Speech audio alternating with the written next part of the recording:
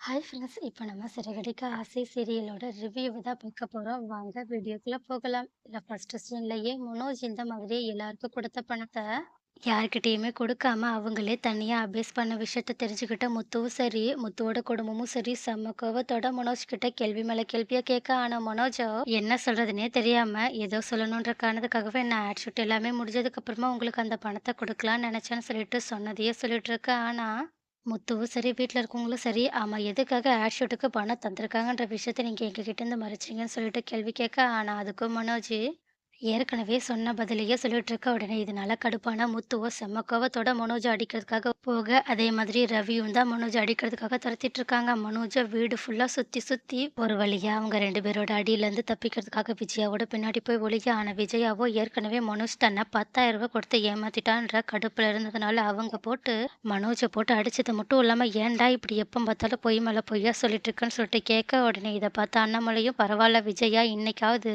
இந்த மனோஜ் விஷயத்துல சரியான ஒரு விஷயத்த பண்றாளேன்னு" சொல்லிட்டு ரவிகிட்டயும், முத்துக்கிட்டயும் சொல்ல, "அட நீங்க போய் அம்மாவ நம்பிராதீங்க. நாங்க எங்க அதிகமா அடிச்சிட போறோம்ன்னு" சொல்லிட்டு அம்மா சும்மா மெதுவா தட்டிட்டு இருக்காங்க. "அவன இந்த பக்கம் விடுங்க. அவன்கிட்ட நாங்க கேட்குற கேள்விக்கு சரியான பதில வர வைக்காம விட மாட்டோம்ன்னு" சொல்லிட்டு மறுபடியுமே அவங்கள அடிக்க ஓட, ஆனா விஜயாவோ, "டேய் அங்கேயே நில்லுங்கடா. டேய் மனோஜ், எதுக்குடா பிரச்சனை? பேசாம எல்லாருக்கும் எவ்வளோ பணத்த அவங்க குடுத்தாங்களோ, அது எல்லாத்தையுமே எல்லாருக்கும் எடுத்து குடு. அது மட்டும் இல்லாம என் பணத்த மீதிய நீ செட்டில் பண்ணியே ஆகணும்னு" சொல்லிட்டு கராரா பேச, உடனே இத கேட்ட மனோஜும், இந்த விஷயத்துலேருந்து நம்ம உயிர் பிழைக்கணும்னா பேசாம அந்த பணத்த குடுத்தா மட்டும் தான் முடியும்னு சொல்லிட்டு உடனடியா அந்த பணத்த நான் ரோகிணி கிட்ட தான் குடுத்து வச்சிருக்கேன்னு சொல்லிட்டு, "ரோகிணி பேசாம அந்த பணத்த எடுத்துட்டு வா. நம்ம எல்லாருக்கும் குடுத்துருவோம்ன்னு" சொல்லி சொல்ல, உடனே இத கேட்டுட்டு பதறி போன ரோகிணி, "ஐயய்யோ! அந்த பணத்த வேற நம்ம எடுத்து வட்டி கட்டிட்டோமே! இப்ப இவங்க கேட்குற பணத்த நான் எங்கேருந்து எடுத்துட்டு வந்து குடுப்பேன்னு" சொல்லிட்டு பதறி போய் நின்னுட்டு இருக்கா. ஆனா மனோஜா, "என்ன ரோகிணி இப்படி அமைதியா நின்னுட்டு இருக்க? போ போய் முதல்ல பணத்த எடுத்துட்டு வா. இவங்க எல்லாரும் சேர்ந்து என்ன ரொம்பவே அவமானப்படுத்துறாங்கன்னு" சொல்லிட்டு கெத்து காட்டுறதுக்காக உங்களோட கோட் பட்டன் எல்லாத்தையுமே கழட்டி விட, உடனே இத பார்த்துட்டு ரோகிணியும் ரொம்பவே தயக்கத்தோட திக்கி திக்கி மனோஜ் கிட்ட, "இல்ல மனோஜ், அந்த பணம் இப்ப என்கிட்ட இல்ல" அப்படின்னு சொல்லி சொல்ல, உடனே இத கேட்டுட்டு மனோஜும் சரி, வீட்ல இருக்கவங்களும் சரி செம்ம ஷாக் ஆனது மட்டும் இல்லாம, "என்ன ரோகிணி சொல்ற?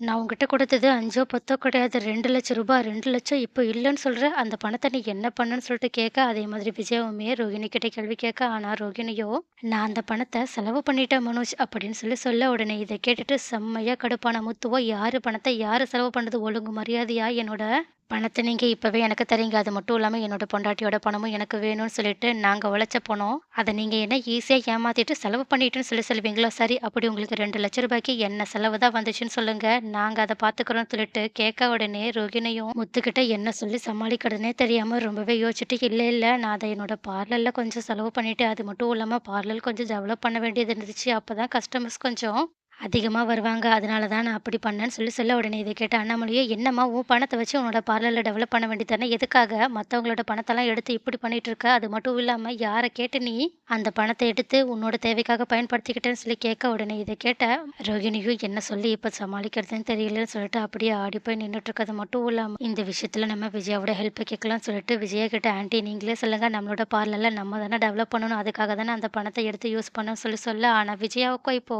அவங்க பணமும் தானே சேர்ந்து போயிருக்கு. அதனால அவங்க ரோகிணிக்கு சப்போர்ட் பண்ற மாதிரியே தெரியல. அதனால அவங்க ரோகிணி கிட்ட, "ஆமா ரோகிணி, நீ இப்போ பேசுறதுல ஏதாவது நியாயம் இருக்கா சொல்லு. எங்களோட பணத்த எடுத்து நீ பயன்படுத்திக்கிட்டு, இப்போ என்கிட்டயே அதுக்காக நியாயம் பேச வரியான்னு" சொல்லிட்டு மறுபடியுமே அவங்களுக்கு எதிரா பேச, உடனே இத கேட்டுட்டு ரோகிணியும், "இப்ப என்ன உங்களுக்கு தேவையான பணம் உங்களுக்கு வேணும் அதானே? எனக்கு இன்னும் கொஞ்ச நாள் டைம் கொடுங்க. நான் உங்களோட பணத்த எப்படியாவது என்னோட பார்லர்லேருந்து எடுத்து குடுத்துர்றேன்னு" சொல்லி சொல்ல, உடனே இத கேட்டுட்டு முத்துவோ, "என்ன கொஞ்ச நாள்ல பார்லர்லேருந்து ரூ. 2,00,000 எடுத்து தந்துருவியா? ஏன் உன் பார்லர் அந்த அளவுக்கு ஆஹா ஓஹோன்னு ஓடிட்டுருக்கு? இதையெல்லாம் கேட்டா நம்புற மாதிரியே தெரியலையே! ஒருவேள அப்படியே ஓடிட்டு இருந்தாலும், நீ எதுக்காக தேவையில்லாம எங்களோட பணத்த எடுத்து யூஸ் பண்ண போற? எனக்கு என்னமோ இந்த விஷயத்துல நீ ஏதோ ஒரு ஃப்ராட் வேல பண்றன்னு மட்டும் நல்லா தெரியுது. உண்மை என்னன்னு நீயே சொன்னா நல்லாருக்கும். ஒருவேள நானா கண்டுபிடிச்சேன், அப்புறம் நான் எல்லார்கிட்டயும் எப்படி போட்டு குடுப்பேன்னு உனக்கே நல்லா தெரியும்" அப்படின்னு சொல்லிட்டு ரோகிணிய பயன்படுத்த, ஆனா ரோகிணியோ, "இப்படி தேவையில்லாம பேசிட்டு இருக்காதீங்க.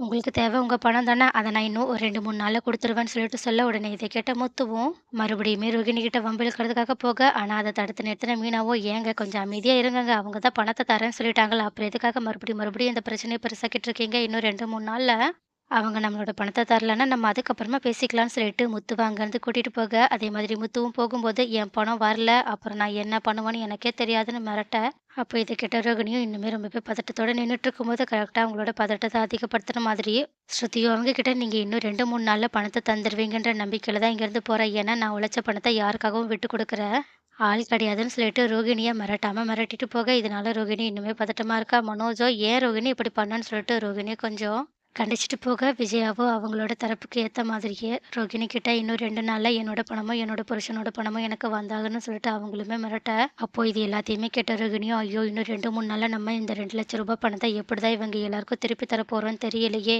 நம்மளே நம்மளோட வாய கொடுத்து வீணா வம்புல மாட்டிக்கிட்டோமோன்னு யோசிக்கிறது மட்டும் இல்லாம, ஒரு பக்கம் இது எல்லாத்துக்குமே காரணமே அந்த முத்து தான் சொல்லிட்டு மறுபடியுமே முத்து மேல ரொம்பவே கடுப்பாகுறாங்க. நெக்ஸ்ட் என்ன நடக்கும்? ரோகிணி எப்படிதான் இந்த ரூ. 2,00,000 ரெடி பண்ணி எல்லார்கிட்டயுமே குடுக்க போறாங்க? அடுத்து என்னென்ன இன்ட்ரஸ்டிங்கான விஷயங்கள்லாம் நடக்க போதுன்ற எல்லா விஷயத்தையுமே அடுத்த வீடியோல பார்க்கலாம்.